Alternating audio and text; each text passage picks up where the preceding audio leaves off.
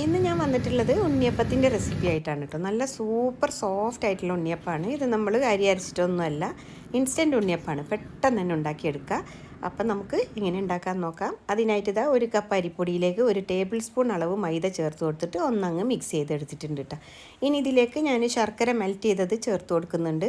അതും കൂടി ചേർത്ത് നന്നായിട്ട് തന്നെ നമുക്കിത് ഒന്നങ്ങോട്ട് മിക്സ് ചെയ്തെടുക്കാം കേട്ടോ. ശർക്കര നമ്മൾ മെൽറ്റ് ചെയ്തത് ചേർത്ത് കൊടുക്കുമ്പോൾ ചെറിയൊരു ചൂടോട് കൂടിയിട്ട് വേണം കേട്ടോ ചേർത്ത് കൊടുത്തിട്ട് മിക്സ് ചെയ്തെടുക്കാനായിട്ട്.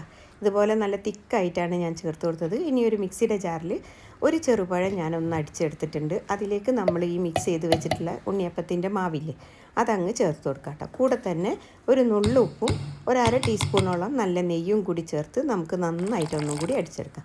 ഇനി അതിലേക്ക് ഒരു 1/4 കപ്പോളം വെള്ളവും കൂടി ചേർത്തിട്ടിട്ട് ഒന്നും കൂടി ഒന്ന് അടിച്ചെടുത്തിട്ടുണ്ട്. ഈ ഒരു ലൂസിലാണ് അടിച്ചെടുത്തത്.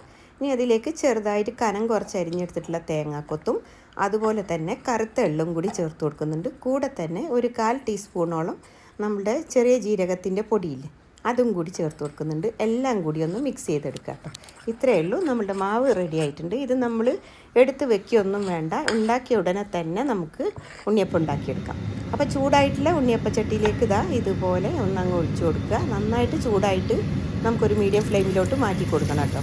എപ്പോഴും ഉണ്ണിയപ്പം ഉണ്ടാക്കുമ്പോൾ ഹൈ ഫ്ലെയിമിൽ വെച്ചിട്ട് ഉണ്ടാക്കരുത്, മീഡിയം ഫ്ലെയിമിലേക്ക് മാറ്റി കൊടുക്കണം ചൂടായതിന് ശേഷം. എന്നിട്ട് നമുക്ക് ഓരോ കുഴിയിലും ഇതുപോലെ മുഴുവനായിട്ട് അങ്ങ് ഒഴിച്ചു കൊടുക്കേണ്ട, ഒരു 1/4 ഭാഗത്തോളം ഒഴിച്ചു കൊടുത്തിട്ട് നമുക്കൊരു ഭാഗം നന്നായിട്ട് മൊരിഞ്ഞ് വരുമ്പോൾ തിരിച്ചിട്ട് കൊടുക്കുക. നല്ല സൂപ്പർ ടേസ്റ്റി സോഫ്റ്റ് ആയിട്ടുള്ള ഉണ്ണിയപ്പമാണ്. ഒന്ന് ട്രൈ ചെയ്ത് നോക്കിക്കോളൂ. അതുപോലെ തന്നെ ഫീഡ്ബാക്ക്സ് അറിയിക്കാനും ചാനൽ സപ്പോർട്ട് ചെയ്യാനും മറന്നു പോകരുത്. പുതിയ വീഡിയോയുമായി കാണാം. Take care. Thank you for watching.